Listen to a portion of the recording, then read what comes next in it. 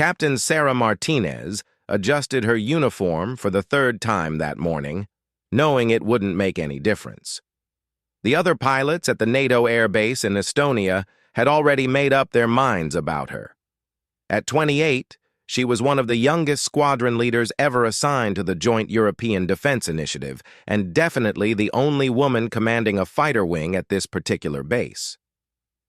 The morning briefing room buzzed with the usual chatter, but it died down when she walked in. She could feel the eyes following her, hear the whispered comments in multiple languages. Some she understood perfectly well. Others she didn't need to translate to know they weren't complimentary. "Morning, gentlemen," she said, taking her place at the front of the room. The word gentleman hung in the air with just enough emphasis to remind everyone that she belonged there too, whether they liked it or not. Major Klaus Richter, a veteran German pilot with 15 years of experience, leaned back in his chair with his arms crossed. He had made it clear from day one that he thought Sarah's promotion was purely political correctness gone wrong. "So, Captain, what's the weather report telling us today? Should we expect more practice runs, or are we going to do some real flying?" The comment drew a few snickers from around the room. Sarah had been assigned mostly reconnaissance and training flights since arriving 3 weeks ago, while the men handled what they considered the serious missions. She knew it wasn't coincidence. "Actually, Major Richter, today we're running a full combat simulation. Enemy aircraft approaching from the east, multiple bogies, high-speed intercept required." She turned to the tactical board behind her. "I'll be leading Alpha Flight." The room went quiet again, but this time it was different. Lieutenant Commander Eric Larson from Norway shifted uncomfortably in his seat. "Captain, with respect, shouldn't someone with more experience in this theater take point on a complex simulation?" Sarah had heard variations of this question dozens of times. It was never about her flight hours, which exceeded most of theirs. It was never about her training scores, which were consistently in the top 5%. It was always about experience or readiness or some other coded way of saying they didn't think she belonged. "Lieutenant Commander, I have over 2,000 flight hours and 3 combat deployments. My experience speaks for itself." She kept her voice level, professional. Getting angry would only prove their point, in their minds.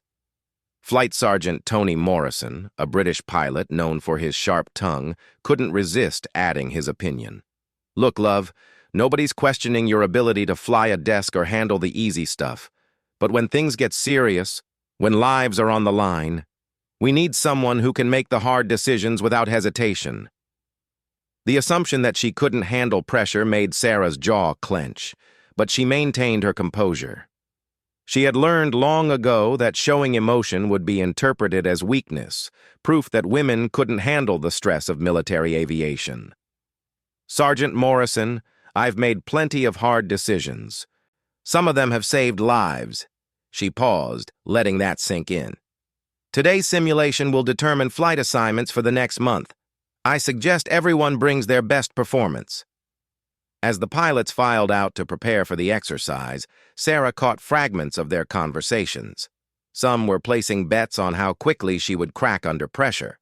Others were discussing what they saw as the inevitable failure of diversity hiring in combat roles. Captain Jean-Luc Dubois from the French contingent lingered behind as the room emptied. He was one of the few who had treated her with basic professional respect since her arrival. "Sarah, you know they're trying to set you up to fail, right? This simulation, they've been planning something." She looked at him sharply. "What do you mean?" "I overheard Richter talking with some of the others. They're going to make it as difficult as possible. Multiple attack vectors, equipment failures, communication blackouts. They want to prove their point." Sarah felt a familiar knot form in her stomach, but her expression remained steady. "Then I guess I'll have to prove mine." The flight line was busy with pre-flight preparations when Sarah arrived at her F-16. Her crew chief, Staff Sergeant Williams, was one of the few enlisted personnel who had never treated her differently because of her gender. He looked up from his checklist as she approached. "Aircraft's ready, Captain. Full fuel load, all systems green." He paused, glancing around to make sure no one was listening. "Word is they're planning to throw everything they can at you up there today." "I figured as much, Sergeant. How's the radar system?" "Perfect calibration this morning. But ma'am." He lowered his voice. "I'd trust your instincts over anything else up there today." Sarah nodded, understanding the warning. In the complex world of military politics, even the ground crews picked sides. As she ran through her pre-flight checklist, Sarah thought about the path that had brought her here. She had always known it would be harder for her than for her male counterparts. From flight school, where instructors questioned whether she had the physical strength for high-G maneuvers, to her first squadron assignment, where she had to work twice as hard to earn half the respect. But she had persevered through everything because flying wasn't just what she did, it was who she was. The moment she first took the stick of a fighter jet, she knew she had found her calling. The speed, the precision, the split-second decision-making that could mean the difference between mission success and failure, between life and death. The other pilots were completing their preparations nearby. She could see Richter gesturing animatedly to a group of pilots, probably outlining whatever strategy they had planned to expose her supposed incompetence. Larson was checking his weapon systems with unusual thoroughness. Morrison was laughing at something, glancing in her direction with obvious amusement. Sarah strapped herself into her aircraft and began the startup sequence. The familiar whine of the engine spinning up always calmed her nerves. Up here, politics didn't matter. Gender didn't matter. Only skill, training, and instinct counted. "Alpha Flight, this is Tower. You are cleared for takeoff. Simulation parameters are being uploaded to your systems now." As Sarah taxied toward the runway, she reviewed the mission profile appearing on her display. It was complex, just as Dubois had warned. Multiple enemy aircraft approaching from 3 different vectors. Simulated surface-to-air missile sites. Electronic jamming that would interfere with communications and radar. "Alpha 1 to flight. Let's show them how it's done." She pushed the throttle forward and felt the familiar kick of acceleration as her fighter left the ground. Whatever they had planned for her, she was ready. The simulation began exactly as Sarah had expected it would. Within minutes of reaching their assigned altitude, her radar screen lit up with multiple contacts approaching from the northeast. The exercise controllers were throwing everything at them at once, just as her colleagues had planned. "Alpha Flight, we have 12 bandits inbound. Vector 045, Angels 20. Charlie Flight is engaging from the south. Bravo Flight, where are you?" Sarah's radio crackled with reports from other units, but something felt wrong about the communication patterns. "Alpha 2, confirm your position," Sarah called to Richter, who was supposed to be flying her wing. Static answered her. Then Richter's voice came through, distorted and broken. "Alpha 1, having communication. Cannot maintain." The transmission cut out completely. Sarah checked her instruments. According to the simulation parameters, they were experiencing severe electronic warfare interference. But her training told her something else was happening. The other pilots were using the simulated communication breakdown as cover to abandon their assigned positions, leaving her to handle the incoming threats alone. She switched to an emergency frequency that should have been clear of the jamming. Alpha Flight, respond on frequency 275.0. Nothing. Either the jamming was more extensive than the simulation called for, or her wingmen had deliberately switched off their radios. Sarah suspected the latter. "Control, Alpha 1. I'm showing communication failure with my flight, requesting guidance. Alpha 1, maintain mission parameters. Handle inbound threats as briefed." The response was cold, professional, and told her exactly what she needed to know. This wasn't just a simulation anymore. It was a test designed to prove she couldn't handle command responsibility when everything went wrong at once. Sarah's radar was now showing the enemy aircraft spreading into attack formation. In a real combat situation, she would be calling for backup, coordinating with other flights, perhaps even requesting permission to withdraw and regroup. But this was their test. They wanted to see her fail when overwhelmed. She made a decision that would have surprised them if they had been listening to her radio calls. Instead of trying to engage all 12 enemy aircraft in a conventional manner, she began to climb, gaining altitude and distance while studying their approach patterns. The enemy formation was acting predictably, following standard attack doctrine. They expected her to either retreat or make a desperate frontal assault. Sarah chose neither option. At 30,000 feet, she rolled into a steep dive, building speed as she approached the enemy formation from above and behind. Her first target never saw her coming. The simulated missile strike registered a clean kill on her display. Before the other enemy aircraft could react to her presence, Sarah was already changing direction, using her superior energy state to engage a second target. Another kill. But now the remaining 10 aircraft were converging on her position. Her fuel was burning fast from the high-energy maneuvers, and she was still alone. Alpha 2, Alpha 3, where the hell are you? She transmitted on the open frequency. Knowing her fellow pilots could hear her, but weren't responding. What happened next caught everyone by surprise, including Sarah herself. New contacts appeared on her radar screen, but these weren't part of the simulation. The computer-generated enemy aircraft she had been fighting suddenly changed their behavior, breaking off their attack and beginning what looked like defensive maneuvers. Control, Alpha 1. I'm showing new contacts on scope. Confirm simulation parameters.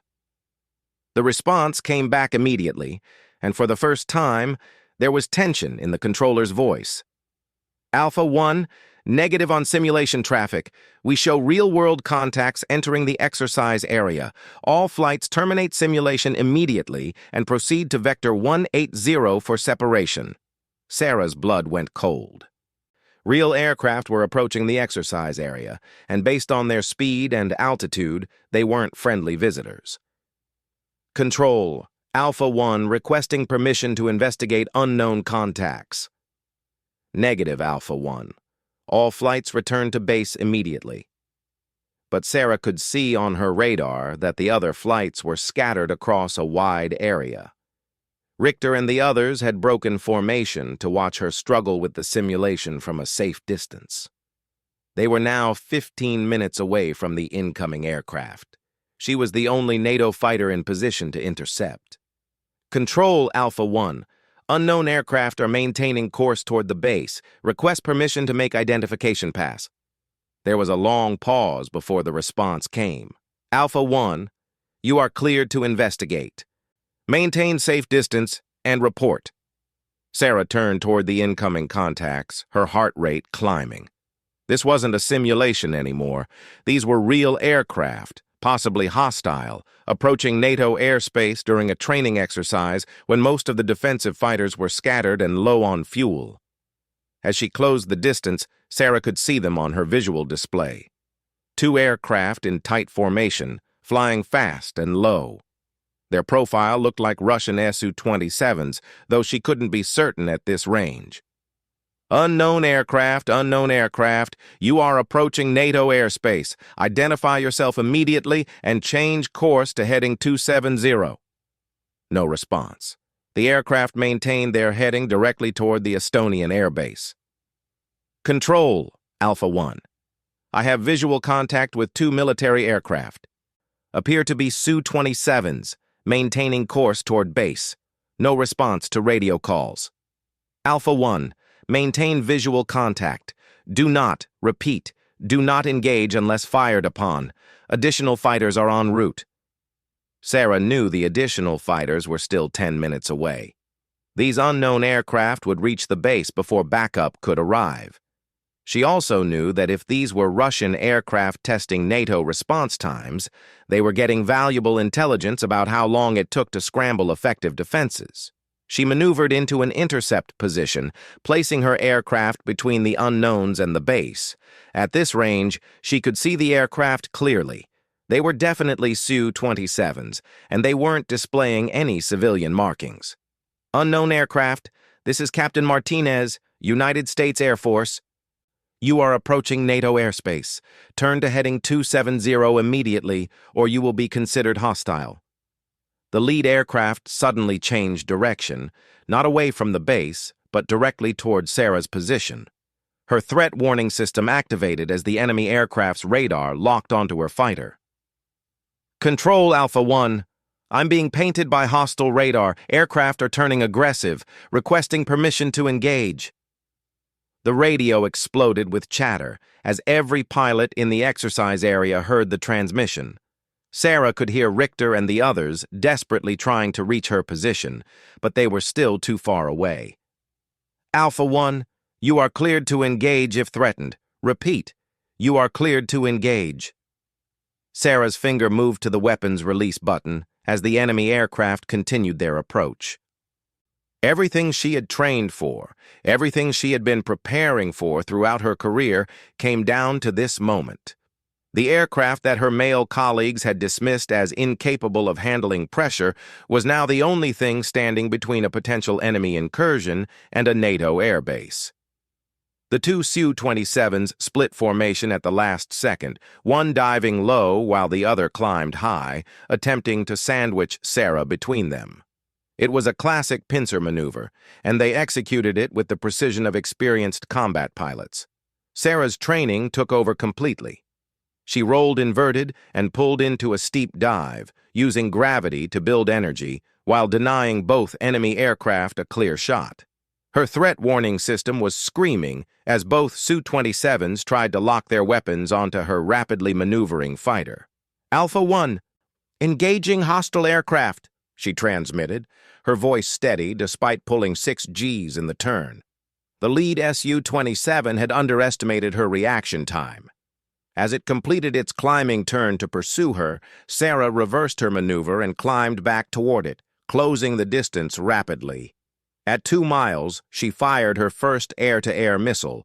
The Russian pilot saw the missile launch and began defensive maneuvers, dispensing chaff and flares while turning hard to break the lock. But Sarah had anticipated this response and was already maneuvering to deny him an escape route. The missile struck the Su-27's left engine. Instead of exploding dramatically like in movies, the aircraft simply began trailing smoke and losing altitude. The pilot was skilled enough to maintain control, but his fighter was no longer a threat. Control Alpha 1. Splash 1 Bandit. Second aircraft still in play. But the second Su-27 pilot had used the engagement as an opportunity to position himself behind Sarah. Her threat warning system activated again as the enemy fighter achieved missile lock. Sarah knew she had perhaps 3 seconds before the Russian pilot fired. She did something that went against every instinct and piece of training she had received. Instead of turning away from the threat, she turned directly toward it. The maneuver, called a notch, was extremely dangerous when performed head-on against an enemy fighter. It required perfect timing and absolute confidence in her aircraft's capabilities. If she miscalculated by even a fraction of a second, the closing speed would result in a mid-air collision that would kill both pilots instantly. The Russian pilot, faced with an American fighter heading straight toward him at combined closing speed of over 1,000 miles per hour, made the same mistake many pilots make in high-stress situations. He hesitated. That moment of hesitation was all Sarah needed. She fired her second missile at point-blank range and then rolled hard to avoid collision. The Russian aircraft, unable to defend against a missile fired from so close, took the hit in its center fuselage. This time, the Su-27 did explode, and Sarah had to fly through the debris field of the aircraft she had just destroyed. Control Alpha 1, Splash 2. Both hostile aircraft down. I'm clear and returning to base. The radio frequency erupted with communications as other NATO fighters finally reached the area. Finding only Sarah and the wreckage of 2 foreign military aircraft that had just violated their airspace during a training exercise. When Sarah landed 20 minutes later, the entire base was in controlled chaos. Military police had cordoned off areas. Intelligence officers were already reviewing radar recordings. Wing commanders from 4 different countries were demanding explanations. but the group of pilots who had been mocking her just hours earlier was silent as she climbed down from her aircraft. The woman they had dismissed as a political appointment had just single-handedly defended their base against a real threat while they were scattered across the sky, too far away to help. Major Richter was the first to approach her as she completed her post-flight procedures. His earlier arrogance was completely gone, replaced by something she had never seen from him before: respect. "Captain Martinez," he said formally, "I owe you an apology. We all do." Sarah looked at him for a long moment before responding. "Major, apologies are for personal mistakes. What happened up there was professional. 2 hostile aircraft penetrated our airspace during a training exercise. I responded according to protocol." "That's not what I mean, and you know it." Richter's voice was quiet. "We set you up to fail today. We wanted to prove you couldn't handle command pressure. Instead, you saved all our asses while we were playing games." Lieutenant Commander Larson and the other pilots had gathered around them. None of them looked comfortable, but they were all listening. "Captain," Larson spoke up, "when those aircraft appeared on radar, my first instinct was to run. I was 15 minutes out, low on fuel, and I thought about our families back home. But you flew straight toward 2 enemy fighters alone." Flight Sergeant Morrison, who had been particularly vocal about his doubts regarding female pilots in combat roles, stepped forward. "Ma'am, I've been flying for 12 years. I've never seen anything like what you did up there.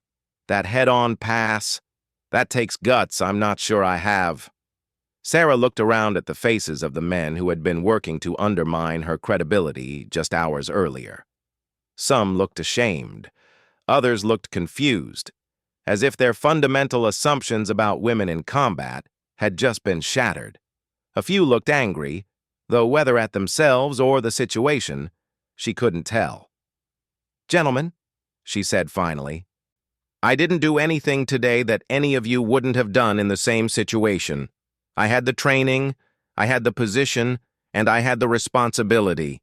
The only difference is that I happened to be the one in the right place when it mattered." Colonel Peterson, the base commander, approached the group with a contingent of intelligence officers and senior staff. His expression was grim as he addressed Sarah. "Captain Martinez, I need you to debrief immediately with intelligence.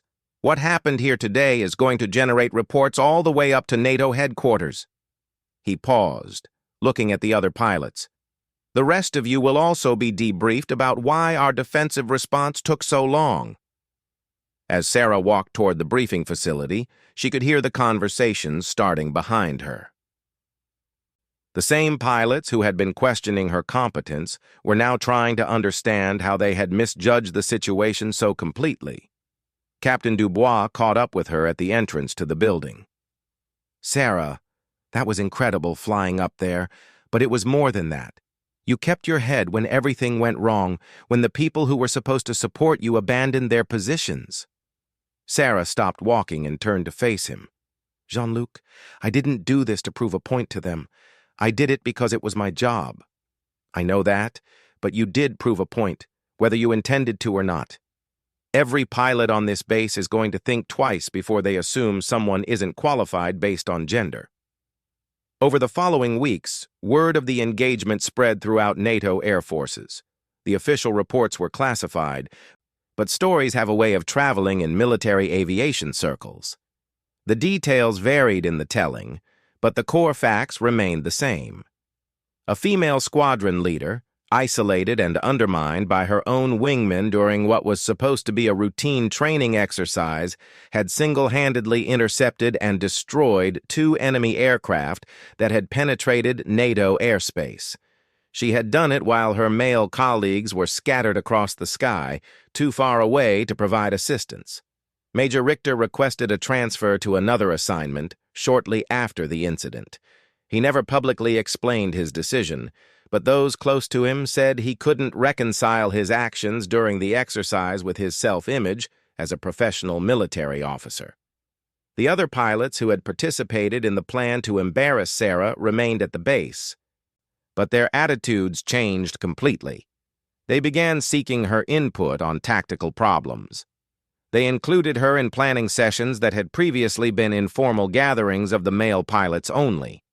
Most importantly, when new pilots arrived at the base, they heard the story of Captain Martinez and the day she defended the base alone.